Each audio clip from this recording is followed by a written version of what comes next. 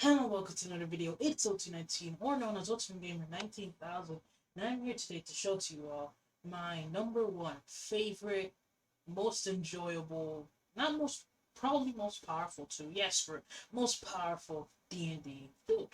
Again, just to begin the video, make sure to like, comment, subscribe if you do enjoy these D&D videos, and if you have any build suggestions for either D&D or Baldur's Gate 3, leave them down below and I'll cover them. So yeah, start off with phrase. You could start off as an Asmar. I feel like, this is a Divine Soul Paladin, like Divine Soul Sorcerer Paladin multi-class build. So I feel like Asmar can, like, thematically works. But, I am a dirty little power gamer, so we're going to be picking Variant Human. Now for alignment, lawful good. I mean, we're playing the paladin that smites down his foes. He is the most paladin you can think of. He is a lawful good, holy man. He does all of his prayers in the morning. So yeah, we're going. This is a very I mean, you could make this character like evil, I guess, but I feel like every now and then everyone has to play a very, lawful good paladin. I just feel like it does everyone's. So now for our for our ability score increases, from our race will be taking one to strength and one to constitution.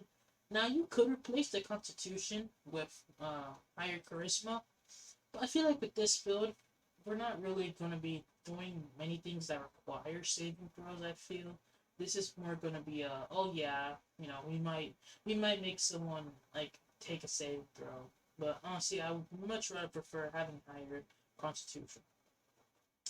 Now, for one of these skills, we'll pick deception because I know for a fact paladins don't get deception, which is pretty dumb.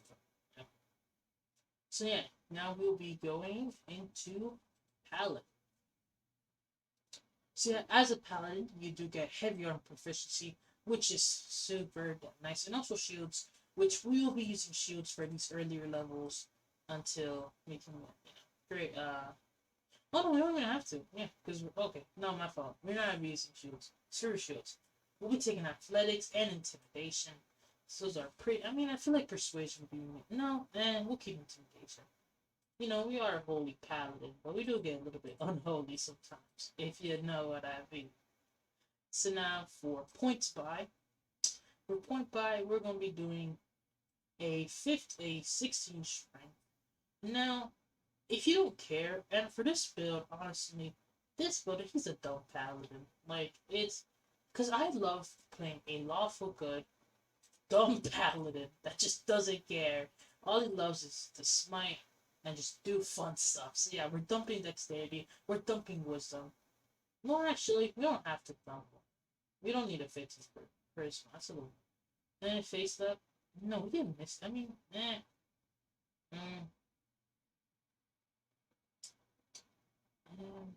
eh, screw it. Dexterity saving throws. We'll get absorb elements.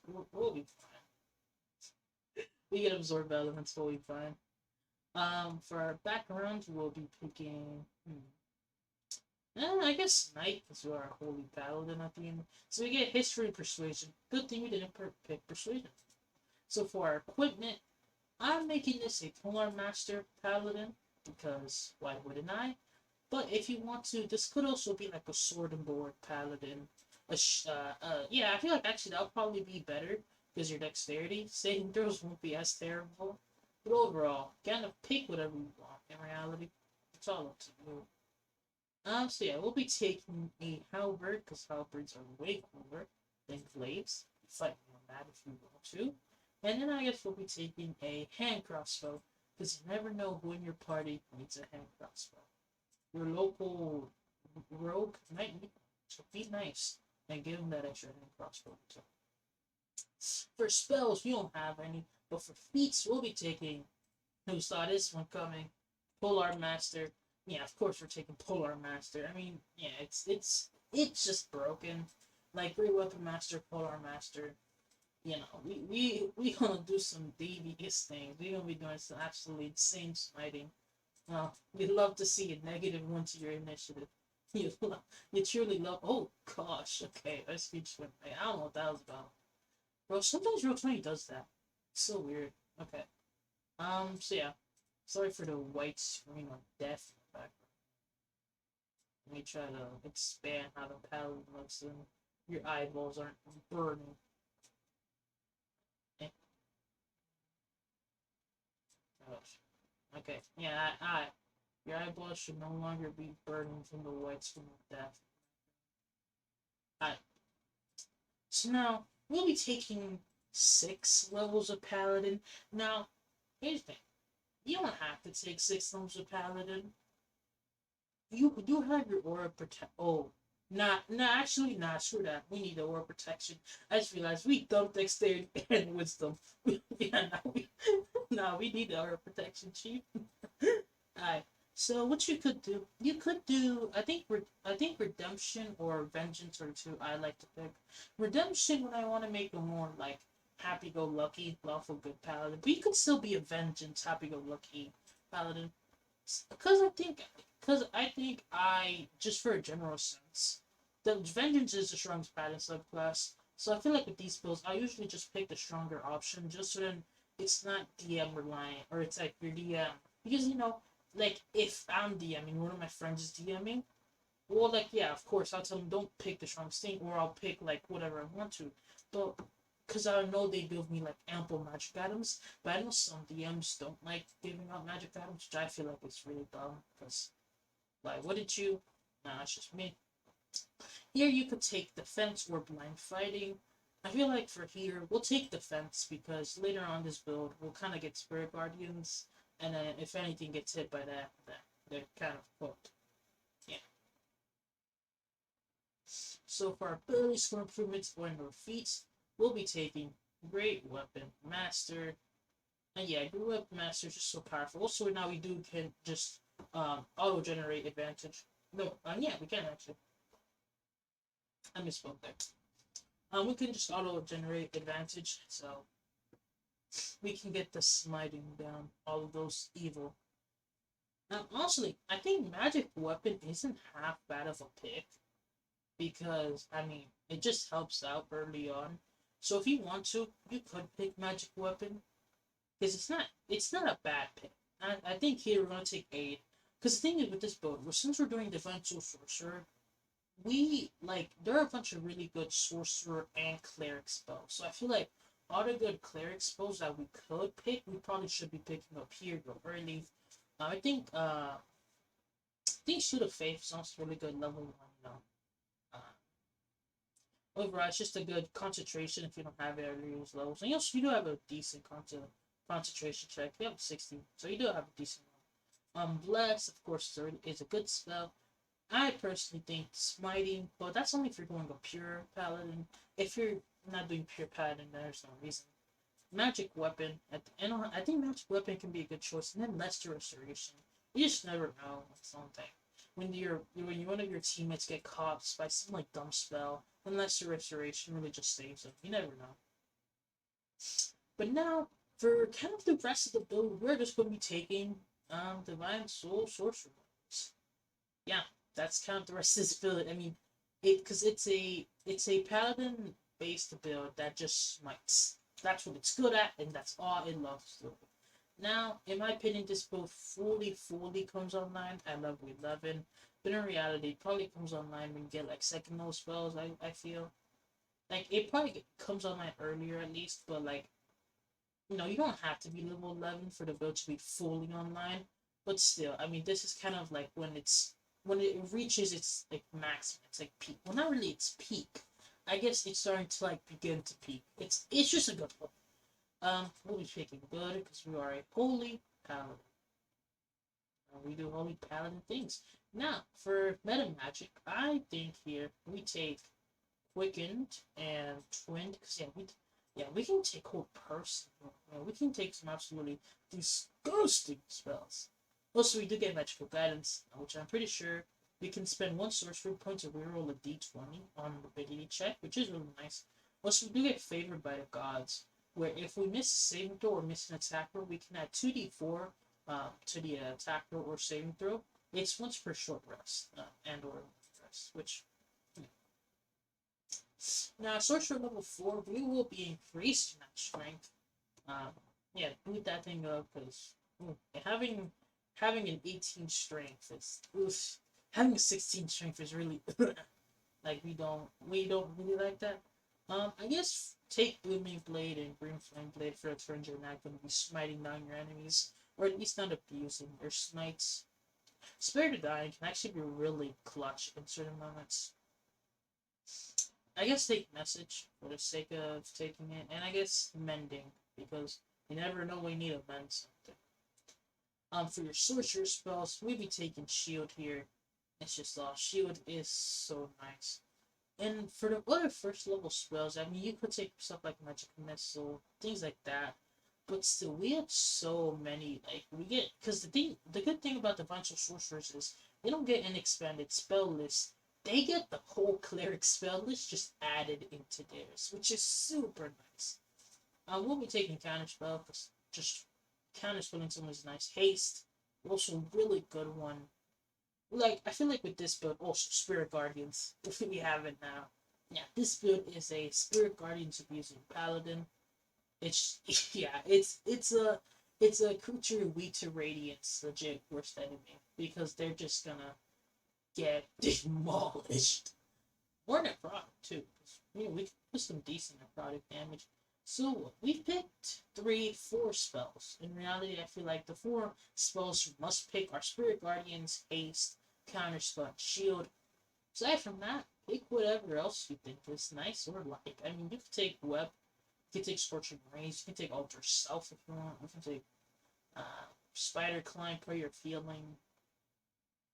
You can take Guiding Bolt if you want to just pull a Shadow Heart and miss every thing you sent. We'll take Guiding Bolt.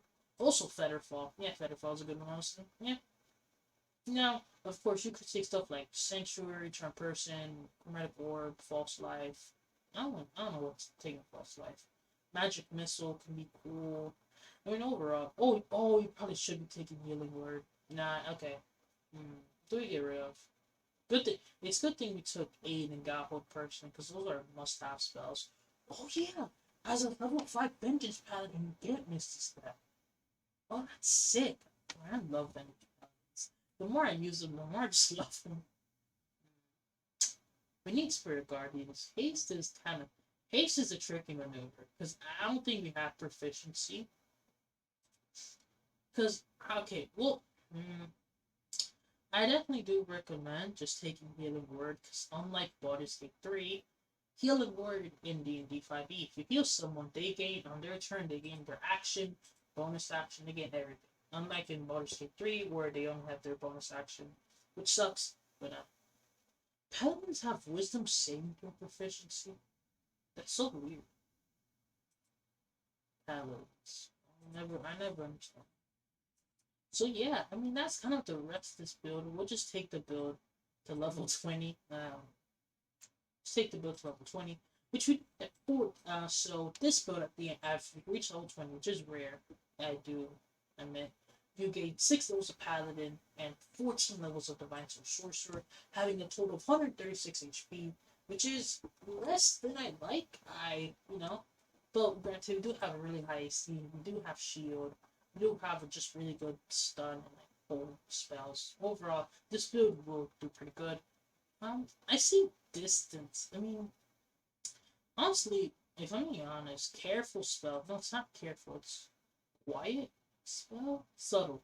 Subtle spell can really come into use when you're casting things like command or just overall you don't want people to know you're casting spells. So if your DM is like a stickler for older know you're casting something, so also you can get counterspelled if you do subtle. And as a paladin, not you throw up your spirit guardians. You would prefer if that didn't get counterspell. So so quietly casting it. It's actually really nice. Overall, it generally does benefit you.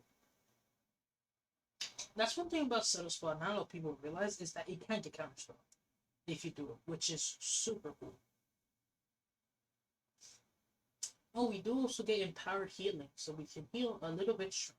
Also, otherworldly wings, we get a permanent flight speed, which it's good that we at least we don't lose on that. Now we do get 2 more A sides. We are going to cap out our strength here. And overall, in reality, take what I mean. There are probably a ton of half feats you could take that allow you to increase on dexterity by 1, which is all we're going to be able to do. Is inspiring later increase your dexterity by 1? I wonder. Let me check. Does it? I don't think it does. No, it doesn't. Okay, that sucks. Um, hmm. I don't know. Take whatever can increase your charisma by 1. I think we'll do Shadow Touch because we can already cast Mystic Step for free. Nah, psych, those spells suck. Okay, we'll take Fate Touch actually. Yeah, those spells are not very good. We'll take Fate Touch. Wait, I think all telepathic also gives you. Honestly, for this feat, just take whatever. And you okay? Yeah, you know what? We'll not telekinetic, telepathic. Does that increase it? Oh, it does. Honestly, for this one, take whatever you want. As long as you can boost up that charisma by 1, take whatever half charisma feat you want. I'm gonna take telepathic because speaking mentally to people is pretty nice. Also, you could just take durable here, which, I guess if you want more HP, granted, a 25 armor class is pretty hard to hit, even at the higher levels. Just casting shield, and also that's it. That's assuming you don't get any magical armor. You don't get anything like magical in general. We can get 7th level spells. Okay, so for cantrips, I guess just take firebolt. Oh, and other really good healing spell that I don't know how I missed it. It's Aura Vitality. Yeah, Aura Vitality. That's a really good healing spell. Oh, how did I miss Revivify? Well, there's just so much spells I was missing. Take Revivify. Take Haste here. If your party doesn't have a Revivifier, by the time you get Revivified, use it. Use it, because it's just so nice. Or of life. I think that just revives everyone around you. Nice concentration, though. We don't like that here. Mm. Polymorph. I mean, because people forget that you can polymorph your if you're like a squishy mage, you could just polymorph your wizard with 3 HP into a massive dinosaur and just let them wreak havoc upon everything. I feel like a lot of people forget that. Dimension Door, because Dimension Door is Dimension Door. Must I say more? Nope. What a good hold monster, dominate person is so good. Big Beast Pan. What is? I see a lot of people take it. Oh, let me see. Not, bro. What? Okay, so I guess we're not taking that. We'll check on that later. Definitely Hero's Feast. Hero's Feast is nice. Oh, could I forget? There's just so many good level 3 spells for clerics I've just completely forgotten about. There's too many. There's too many good level 3 cleric spells. Greater Restoration. Yeah. Where is it? Damn it. Greater Restoration? Is that 5th level spell? It is! Oh, I'm dumb. Hold on. I'm dumb, folks. Yeah, Greater Restoration. You take that. That's it? We've already ran out of spells? Oh no, hold on. Let me replace them. There's a lot of spells I haven't taken. I can't know. Yeah, I decided 3. Well, there's just so many. Okay, yeah. No magic weapons of paladin spell we took that. And lesser. I mean, yeah, take away lesser. You have greater restoration. Also, take Hero's Feast, and if you're the only person in your party that can cast Hero's Feast, please take it. Because remember, your paladin Smite scale is high, so it really doesn't matter. It's really Plain Chief Resurrection I think we'll say Power Pain. Just so many good. Like honestly, just pick whatever. Finger of Death. That definitely isn't gonna work. Honestly, I think we're gonna take Teleport here. This thing with this build, like I took these spells, but again, because this is all kind of like in a void, you could say. Like yeah, I'm taking all these spells because I just skipped through a bunch of levels. I thought we had a 15 spells ABC for a second. But in reality, it's like, you know, uh, if like, cause oh damn, that's just I'm not re-recording this video though. Like in reality, you probably won't be needing bless. And like when you reach like level 15, you probably won't be needing bless. You won't be needing guiding bolt. Ah, okay, so many spells. Healing word is no healing word. Cure wounds. What it? Oh no, that was the thing I got. Yeah, oh yeah, it's because of like there's so many of these spells that after a while you just won't be needing them. So yeah, I couldn't take a ton of spells, but again stuff like Bless, Shield of Faith, stuff like those Bane because of Vengeance, Guiding Bow. Those three spells are easily replaceable, and honestly, they're worth replacing. They're not at higher levels, so the extra D4 probably isn't much. And also, you can concentrate stuff like Polymorph, like Spirit Guard. Like honestly, once you reach level 11 with this build, your concentration every single fight is going to be on Spirit Guardians, and then after Aura Vitality. That's how every fight's going to go. Because in reality, those are just your best concentration spells, and maybe every now and then you could draw draw a twin polymorph on your the two like wizards or your weakened barbarian to make them into big like giant apes or giant T-Rexes. But in reality, it's like Spirit Guardians is such a powerful spell. Because the thing is, clerics, there are whole cleric builds that just use Spirit Guardians religiously. That's all they do. They just use Spirit Guardians. So now, this is basically giving the cleric the paladin levels of smiting goodness. And overall, this is one of the many reasons why I do love this build. And I think this build is just generally really strong. And of course, with any divines, my wackadoo build, getting magic weapons is really nice. And also, this build can just generate advantage completely for free, which really, really helps, especially at earlier levels, with that just really taxing -5. But yeah, overall, this is today's video. This is my favorite build in D&D 5e. If you guys enjoyed it, make sure to like, comment, and subscribe. And yeah, that's all from your boy, OT19, signing out. Peace.